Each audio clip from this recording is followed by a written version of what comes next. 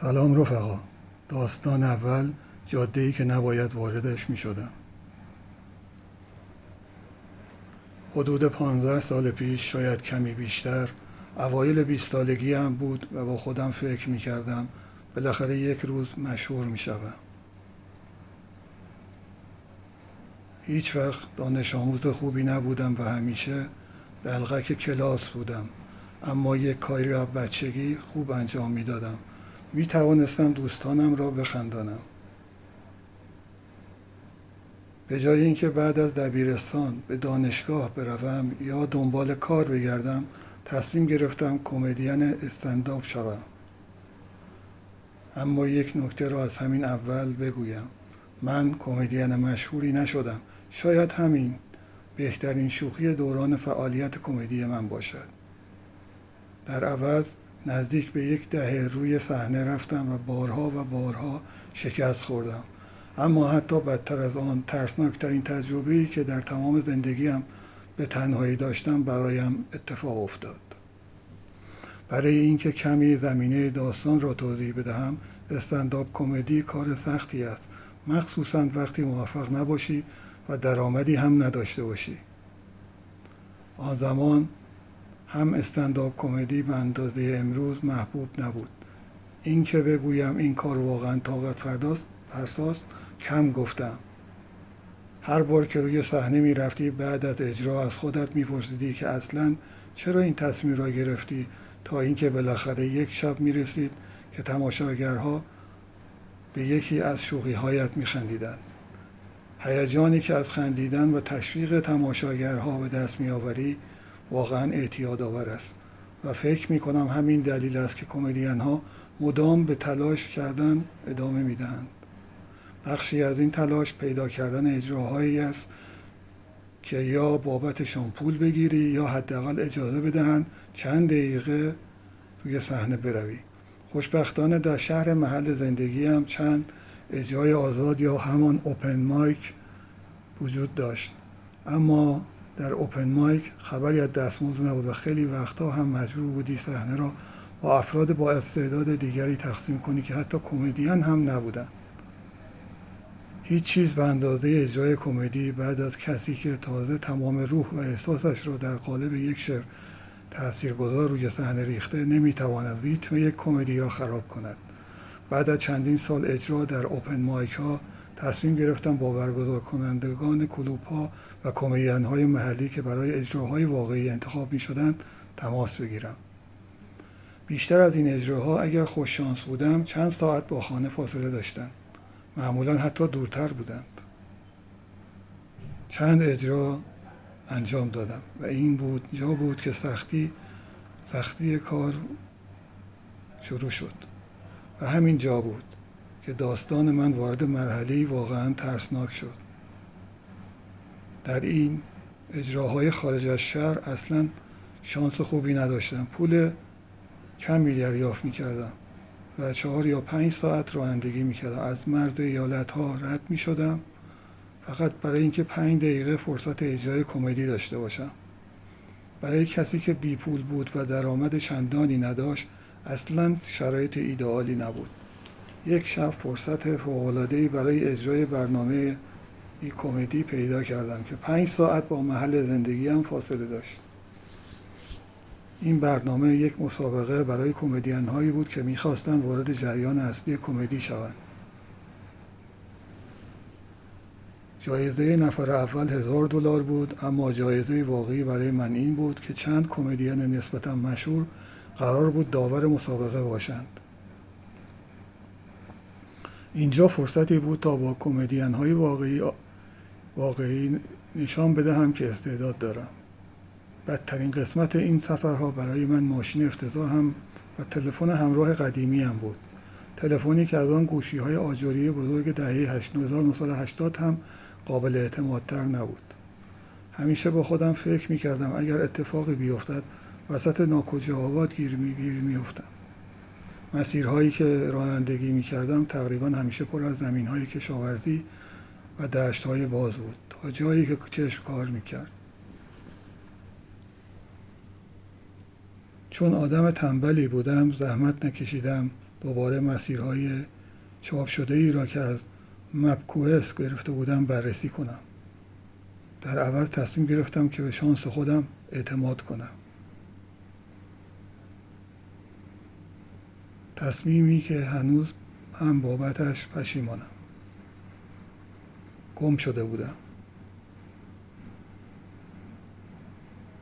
مسیرهایی که روی کاغذ داشتم با جایی که واقعا بودم مطابقت نداشت. مدتی بود در یک جاده فرعی و دور افتاده رانندگی می‌کردم و اصلا نمی‌دانستم در مسیر درست هستم یا نه. خوشبختانه همیشه برای اجراهای خارج از شهر زودتر راه می‌افتادم، چون می‌دانستم ممکن است گم شوم. شاید تنبل بودم، اما خودم را خوب می‌شناختم و گم شدن برایم اتفاق عجیبی نبود.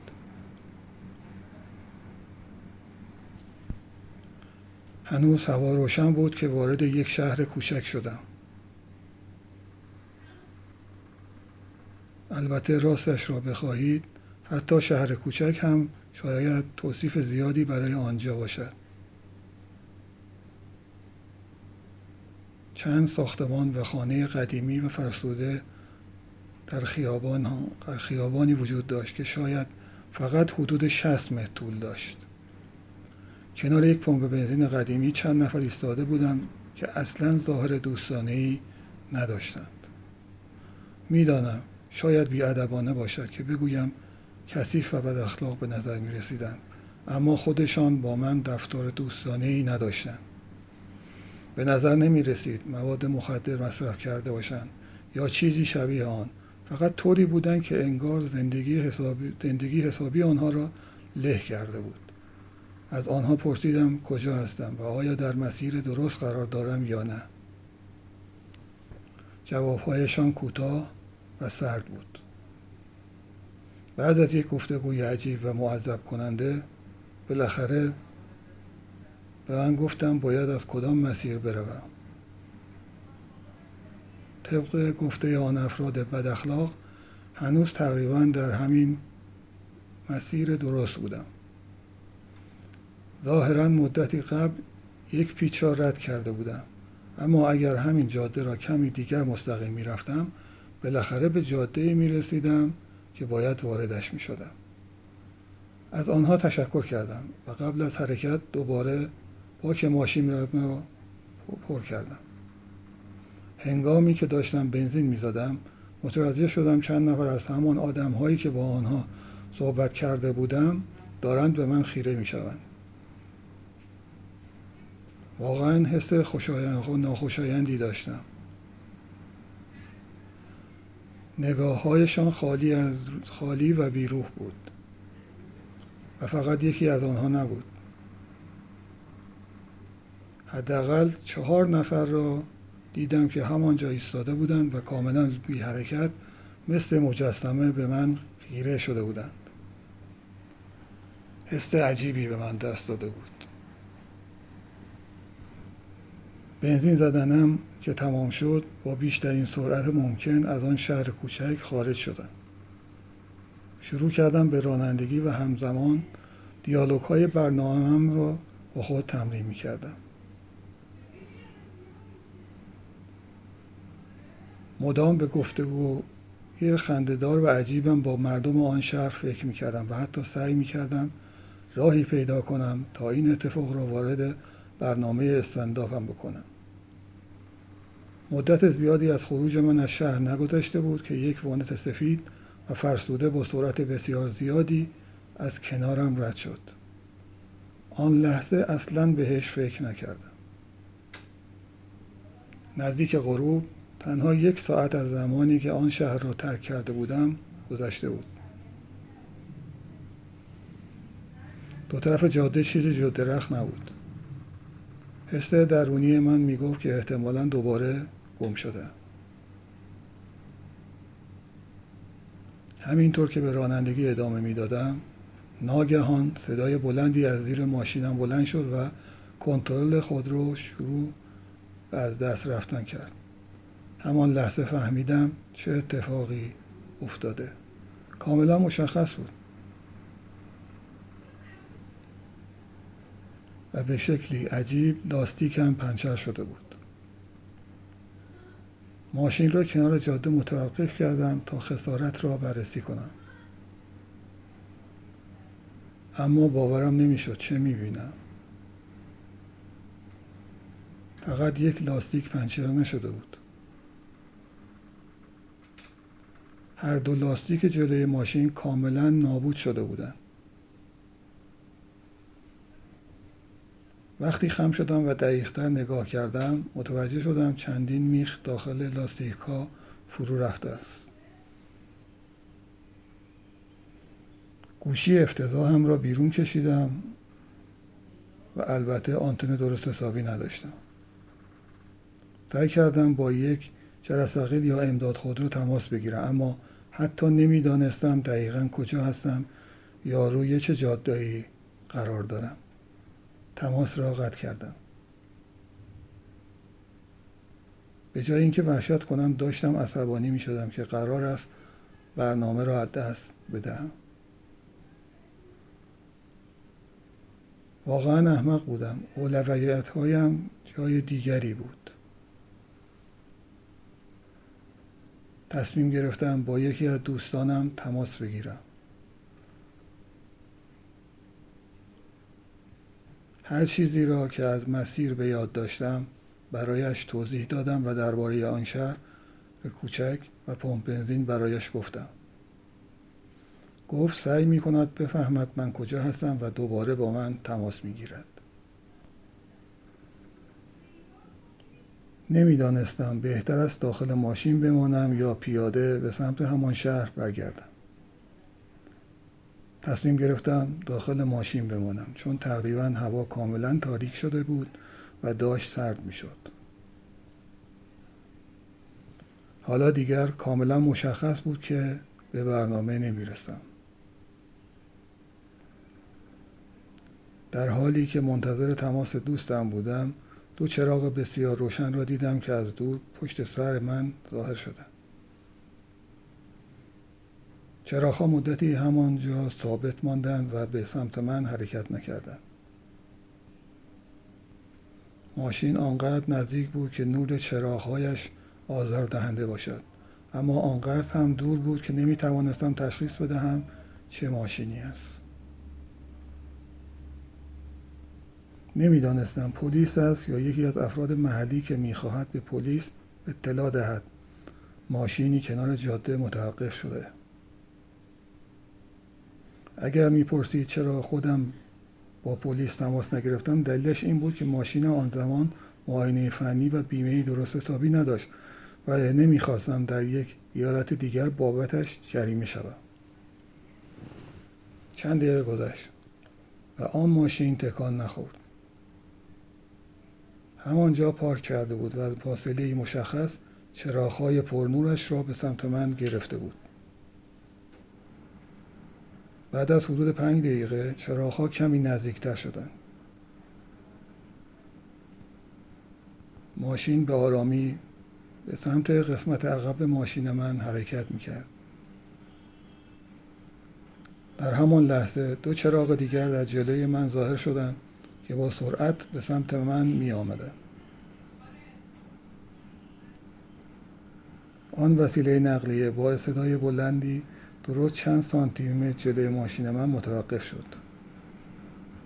در نهایت ماشینی که پشت سرم بود هم درست پشت سر ماشین من قرار گرفت و هنوز نمیدانستم بفهمم چه کسی داخل آن است. در حالی که سعی می‌کردم چشم‌هایم را به نور شدید آینه عقب عادت بدهم متوجه شدم درهای ماشین جلویی باز شدند. آن وقت بود که فهمیدم همان وانت سفید و فرسوده ای است که کمی قبلتر از کنارم رد شده بود. قبل از اینکه بتوانم کسی را ببینم صدای ضربه شدیدی به شیشه سمت راننده شنیدم.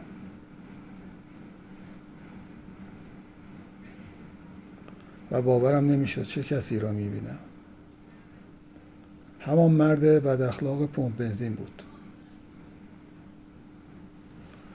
شروع کردم به وحشت کردن چون مرد سعی داشت در ماشینم را باز کنم. با اینکه در قفل بود با خشونت دستگیره را می‌کشید.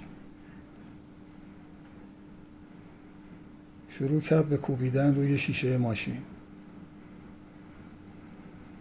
نمیدانستم شیشه چقدر دوام می‌آورد تا بالاخره بشکند. در همان لحظه متوجه شدم یکی دیگر از مردهای داخل ماشین هم به سمت شاگرد آمده است. او هم با شدت تلاش میکرد در را باز کند. سعی میکردم سرشان فریاد بزنم که دست بردارن، اما انگار اصلا حرفم را نمیشنیدند. فقط صداهای نامفهوم در می آوردند و به در ماشین می کوبیدند. مرد کنار در راننده برای لحظه دست از تلاش برای ورود برداشت. فقط ایستاد و مستقیم به من خیره شد. همان نگاه خالی و بیروحی بود که قبلاً در پمپ بنزین دیده بودم. حتی نمیتوانم توضیح بدهم آن لحظه چقدر وحشتناک بود. ناگهان بدون هیچ هشداری شروع به جیغ کشیدن کرد، اما یک جیغ معمولی نبود. با تمام قدرتش روزه میکشید و فریاد میزد. نمیدانم چه چیزی در آن لحظه به ذهنم رسید، اما تصمیم گرفتم بهترین راه این است که از ماشین بیرون بیایم و فرار کنم. با تمام توان در را هل دادم و خوشبختانه آنقدر محکم بود که مرد را به زمین انداخت. با تمام سرعت به سمت جنگل دویدم.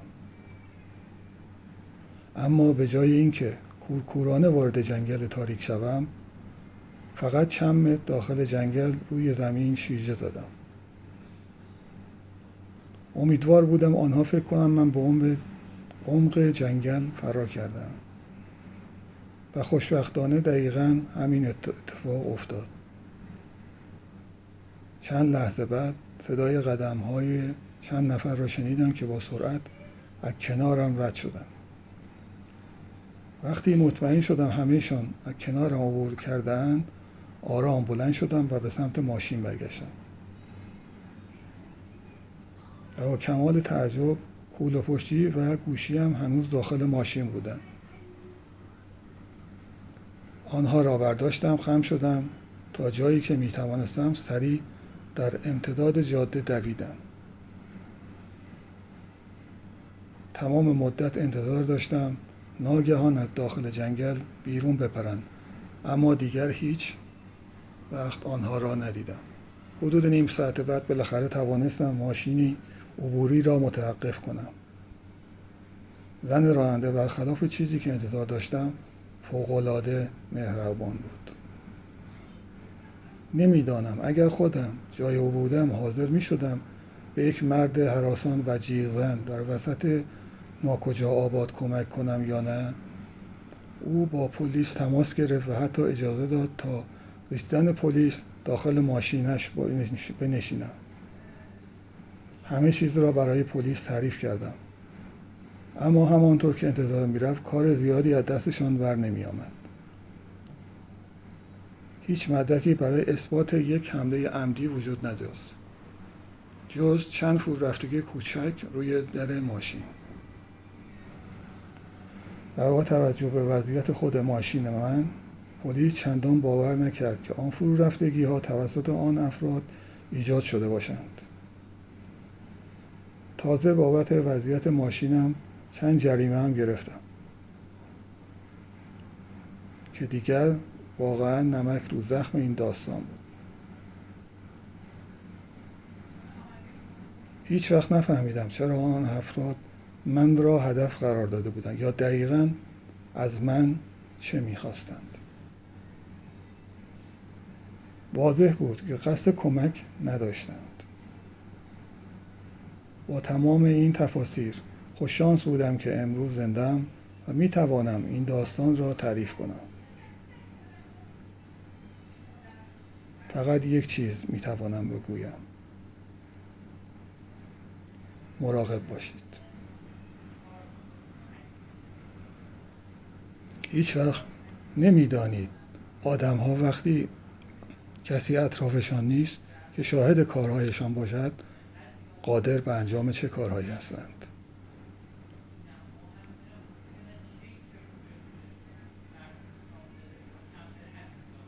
داستان دوم: مزرعه متروکه و آدم‌های نقابدار.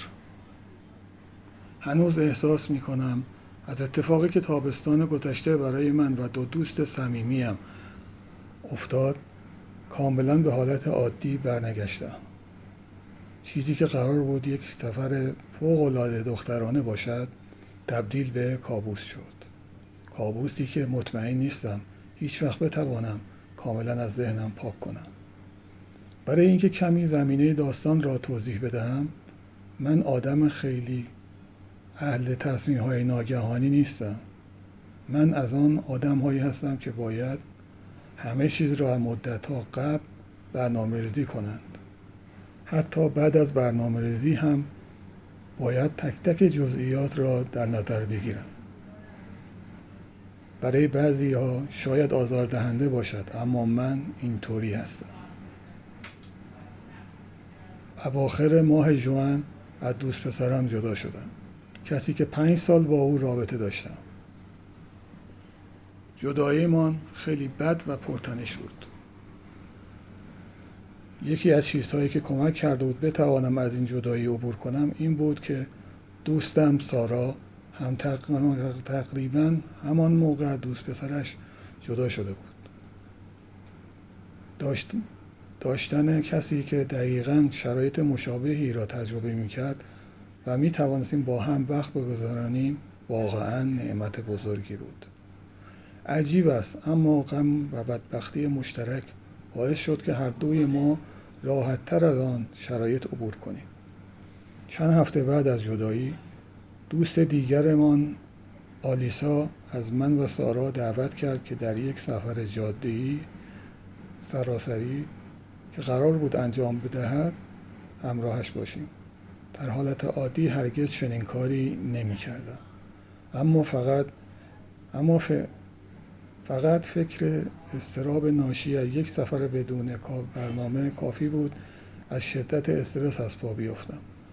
اما این بار به دلایلی ایده یک سفر دخترانه واقعاً سرگرم کننده به نظر می رسید.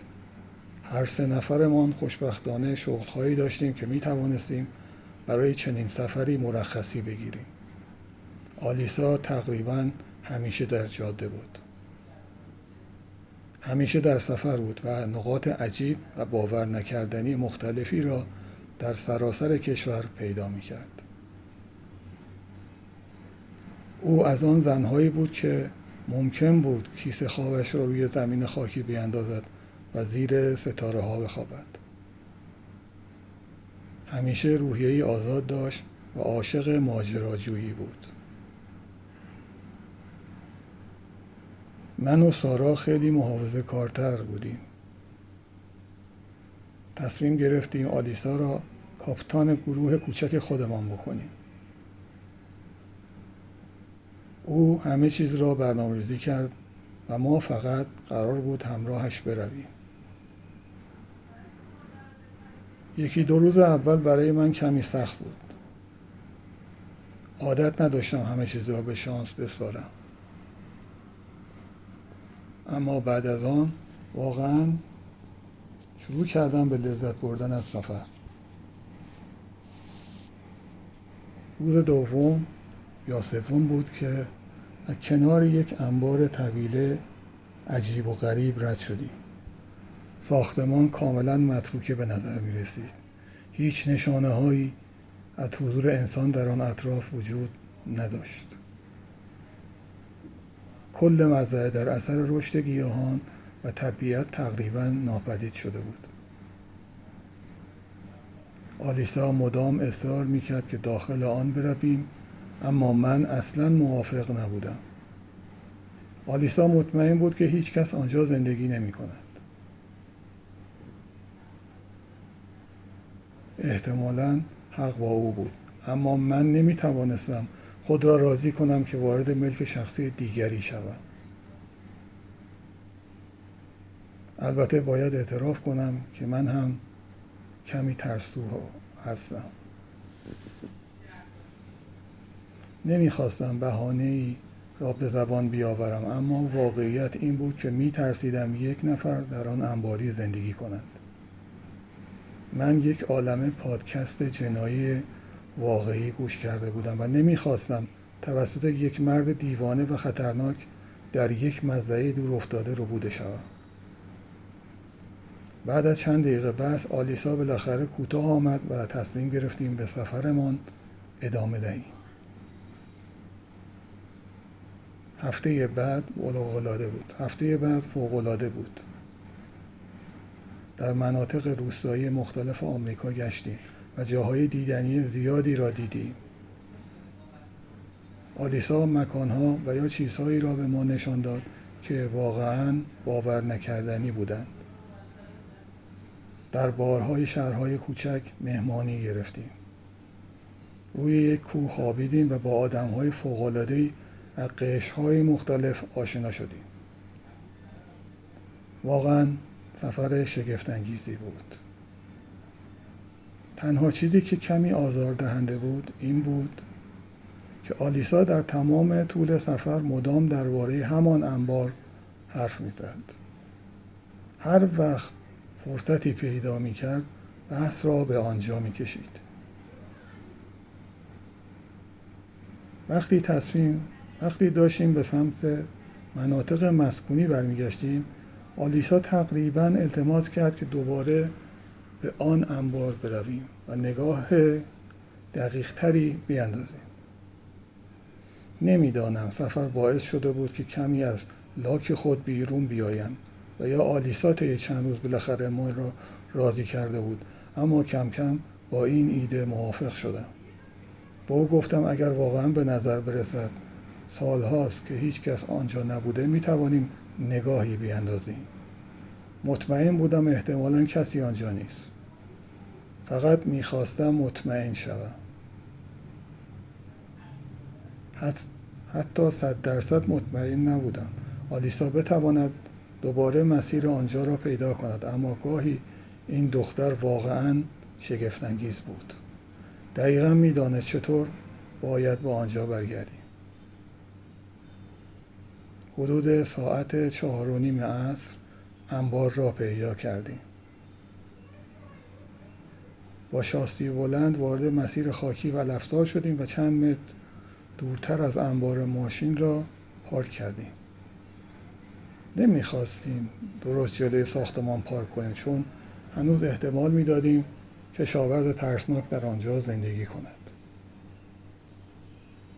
آلیسا مثل بچه‌ای که هدیه کریسمس گرفته باشد ذوق کرده بود. او اول از همه به سمت در انبار دوید. داخل آنجا واقعا عجیب بود. تقریبا مطمئنم اگر ساختمان هنوز سرپا بود فقط به خاطر ریشه و پیچک‌هایی بود که دورش پیچیده بودند. تقریبا انگار ساختمان نفس می‌کشید. البته احتمالاً صدای عجیب فقط صدای پوسیدن و فرو ریختن تدریجی ساختمان بود. عجیب‌ترین قسمت تجهیزات عجیبی بود که هنوز داخل انبار باقی مانده بود. من هیچ وقت چنین وسایل و کشاورزی ندیده بودم. البته من کشاورز نیستم. شاید وسایل قدیمی بودند. اما ظاهرشان بیشتر شبیه چیزهایی بود که انتظار داشتی در یک سیاهچال قرون وسطی پیدا کنیم. بعد از اینکه انبار را گشتیم و کلی عکس گرفتیم، آلیسا پیشنهاد کرد خانه ای را که به انبار متصل بود را هم بررسی کنیم. تا آن موقع دیگر کاملا درگیر ماجرا شده بودیم و این بار مخالفتی نکردم. مجبور شدیم در را با لگد بشکنیم چون به شکلی عجیب داخل چارچوب گیر کرده بود و باز نمیشد. داخل خانه همزمان هم ترسناک بود و هم غم انگیز. کاملا خالی و متروکه بود. حتی وسایل و مبلمان قدیمی هم داخلش باقی نمانده بود. فقط یک میز کوچک سبز و یک صندلی چوبی سبز در آنجا بود. چیزی که ناراحتم میکرد این بود که نمیتوانستم از فکر کردن به آدم‌هایی که احتمالاً زمانی در این خانه زندگی میکردن دست بردارم. بالاخره اینجا زمانی یک مزرعه بوده است. یک زمانی آدم‌هایی در این خانه زندگی میکردن و حالا همه چیز فراموش شده بود. خانه را گشتیم و من تصور کردم که شاید اینجا زمانی خانه کوچک و دوست داشتنی بوده است. بعد از مدتی که داخل خانه نشستیم و صحبت کردیم، آلیسا و سارا پیشنهاد دیوانه‌واری دادند. گفتن همان شب داخل همان خانه بمانیم. واضح بود که چنین کاری احتمالاً ایده وحشتناکی است. اما در آن لحظه این کار هیجان‌انگیز و ماجراجویانه به نظر می رسید. تا آن زمان آنقدر در آنجا مانده بودیم اصلا نفهمیدیم ساعت تقریبا 7 شده است. به ماشین برگشتیم و وسایلمان را آوردیم. ساندویچ هایی را که داخل یخدان داشتیم خوردیم و چند نوشیدنی نوشیدیم و درباره ادامه سفر صحبت کردیم. حدود ساعت 9 شب شروع کردیم کیسه‌های خوابمان را آماده کنیم. همه ساعت‌هایمان را برای 6 صبح تنظیم کردیم تا صبح زود راه بیفتیم. همه خسته بودیم و خیلی طولی نکشید خوابمان برد. من خواب سبکی دارم، بنابراین مدتی غلط می‌زدم و بین خواب و بیداری بودم. بالاخره برای مدت کوتاهی خوابم برد، چون حدود ساعت 3 صبح چیز عجیبی از خواب بیدارم کرد. قسم می‌خورم صدای کسی را شنیدم که انگار گفت هیس. از داخل کیسه خواب بلند شدم و با کمک نور ضعیف ما که از لابلای پیچک‌های پنجره وارد می‌شد اتاق را بررسی کردم. چیزی ندیدم و صدایی هم نشنیدم. حدس زدم شاید آلیسا یا سارا در خواب خورخور کرده باشند یا چیزی شبیه به آن. دوباره دراز کشیدم و چشم‌هایم را بستم. تقریباً بالاخره از جا پریدم. صدای ضربه شدیدی به در آمد. انگار کسی با تمام قدرت به در کوبیده بود. یادتان باشد ما در را شکسته بودیم و در واقع آنجا چیزی جلوی چارچوب تکیه داده بودیم. اگر واقعا یک نفر پشت در بود خیلی راحت می توانست آن را هل بدهد و وارد شود. صدای ضربه آنقدر بلند بود که آلیسا و سارا هم بیدار شدند. هر سه خشکمان زده بود. تقریبا نفسهایمان را حبس کرده بودیم و منتظر صدای دیگری نشسته بودیم. اما به جای ضربه بلند این بار صدای ضربه‌های آرام و ظریفی از پنجره طرف دیگر اتاق شنیدیم. و دوباره صدای کوبیدن به در بلند شد. این بار صدای باد یا جیرجیر ساختمان قدیمی نبود. مطمئن بودیم آدم‌هایی بیرون هستند. آدم‌هایی که می‌دانستند ما داخل خانه هستیم. هر سه به هم چسبیده بودیم و وحشت کردیم. شاید راحت باشد بگویید در چنین شرایطی چه کار باید میکردید؟ اما باور کنید آن لحظه احتمالا شما هم از ترس خشکتان میزد. کوبیدن به در متوقف شد و بعد در باز شد. 2 مرد لاغر و 1 زن لاغر وارد خانه شدند. به نظرم هر سه آنها حدوداً اواخر 30 سالگی بودند. با عجله وارد نشدند و کار عجیب و غریبی هم نکردند. فقط آرام وارد شدند و روبروی ما ایستادند. به شکلی عجیب همین راه رفتن آرامشان ترسناکتر بود. سارا شروع کرد به جیغ کشیدن و در پاسخ به جیغ سارا یکی از آن مردها هم شروع به جیغ کشیدن کرد. انگار داشت صدای او را تقلید میکرد. زن گروه شروع کرد به گفتن هیس و ساکت کردن سارا.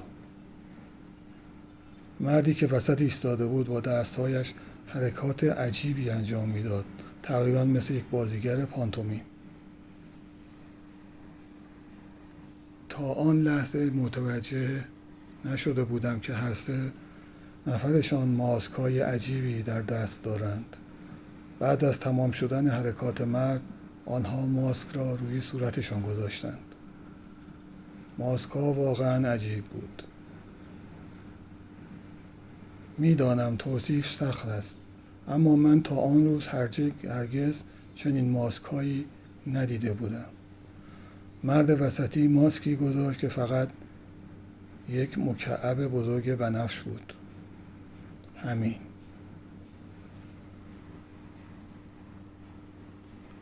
هیچ صورتی نداشت. فقط یک مکعب بنفش بزرگ. مرد دیگر، همان کسی که جیغ میکشید، ماسکی شبیه ماسک بتمن دستساز داشت که انگار از مقوا درست شده بود. زن هم ماسکی شبیه ماسک پزشکی پوشیده بود که 2 طرفش تکه‌های پلاستیکی شبیه یخ‌های تزیینی آویزان بود و تقریبا مثل عاج. آرام آرام به ما نزدیک شدند و هرچه ما بیشتر وحشت می‌کردیم، آنها هم بلندتر و عصبانی‌تر می‌شدند. هر بار که ما جیغ می‌کشیدیم، آنها هم شروع به جیغ کشیدن می‌کردند. زن دستهایش را روی شانه‌هایم گذاشت. چون خیلی لاغر بود، توانستم او را هل بدهم و به زمین بیاندازم. همین حواس آن 2 مرد را برای لحظه‌ای پرت کرد. مردی که ماسک مکعب بنفش داشت فریاد زد. به خاطر این کارت تاوان می‌دهی. سارا یک اسپری فلفل کوچک روی جا کلیدیش داشت. آن را به سمت افراد نقابدار گرفت و شروع به اسپری کردن کرد. این کار فرصت کافی به ما داد تا از کنار آنها فرار کنیم. زن هنگام فرار مچ پایم را گرفت، اما خیلی سریع توانستم خود را آزاد کنم. در حالی که فرار می‌کردیم برگشتم و دیدم زن دستش را پشت کمرش و داخل قسمت کمر شلوارش می‌برد. اصلا نمی‌خواستم بمانم و ببینم چه چیزی قرار است از آنجا بیرون بیاید. با تمام سرعت به سمت ماشین دویدم. هنوز صدای جیغ آنها داخل خانه شنیده می‌شد. اما به دلیلی که نمی‌دانم دنبال ما نیامدند. فکر می‌کنم به خاطر اسپری فلفل. دیدم کمی تار شده و با تمام سرعت به سمت ماشین دویدیم. اما به دلایلی که نمیدانم دنبال ما نیامدند. فکر میکنم به خاطر اسپری فلفل. دیدم کمی تار شده بود و احتمالا مقداری اسپری در هوا پخش شده بود. با سرعت از آنجا دور شدیم. در رکوردی بی سابقه به خانه برگشتیم. در واقع ما این اتفاق را به پلیس گزارش نکردیم، چون از نظر قانونی خودمان وارد ملک خصوصی شده بودیم. شاید آن افراد صاحب ملک بودند، هرچند من واقعا بعید می‌دانم. یکی از ترسناکترین بخش‌های این ماجرا، حداقل برای من، این بود که هیچ ایده‌ای نداشتم آن آدم‌ها از کجا آمده بودند. آنها ناگهان وسط شب ظاهر شدند و ما بعد از ظهر تمام آنجا را گشته بودیم و هیچ نشانه‌ای از حضور آدم‌ها وجود نداشت.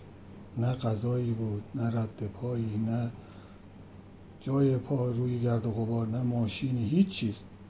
این آدم‌های دیوانه و نقابدار انگار از ناکجا آباد ظاهر شده بودند و تنها هدفشان این بود که به نوعی به ما آسیب بزنند. هنوز نتوانستم از نظر ذهنی از آن سفر عبور کنم. خوشحالم آن سفر دخترانه را تجربه کردم و از سیستم خارج شد.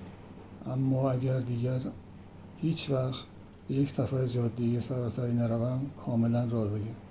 دفعه بعد ترجیح میدم یک سفر کوتاه و آرام نزدیک خانه داشته باشم.